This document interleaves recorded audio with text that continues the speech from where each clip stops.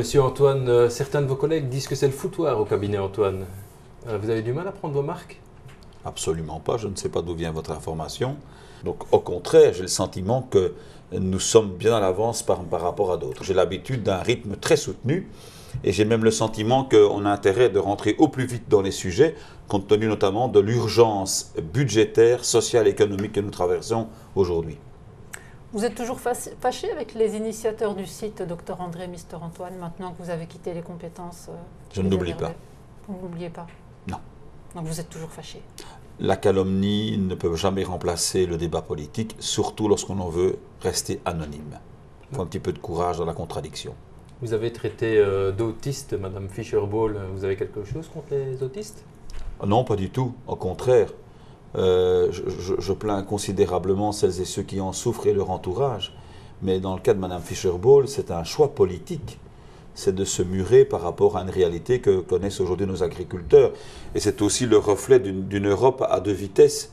Une Europe extrêmement libérale qui ne croit qu'à la vertu du marché, qu'à devenir de plus en plus grand, de plus en plus puissant, et qui fait le pari d'exploitations agricoles gigantesques, bien différentes des nôtres, qui sont par nature familiales, et où l'agriculteur trouve, je dirais, ses ressources avec sa famille sur une exploitation beaucoup plus modeste que certains pays du Nord.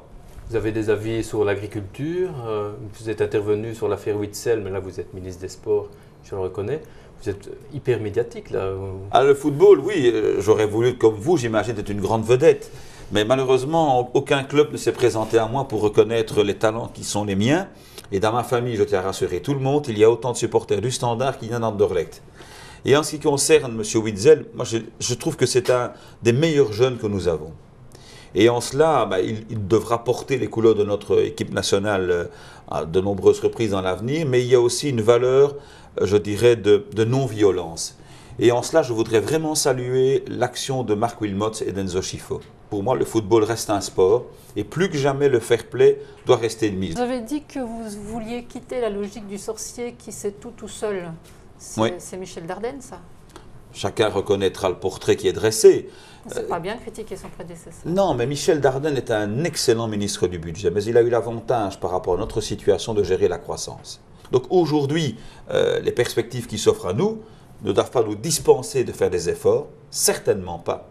Ça condamnerait les générations futures et nous aurions un effet de boule de neige dans notre propre endettement.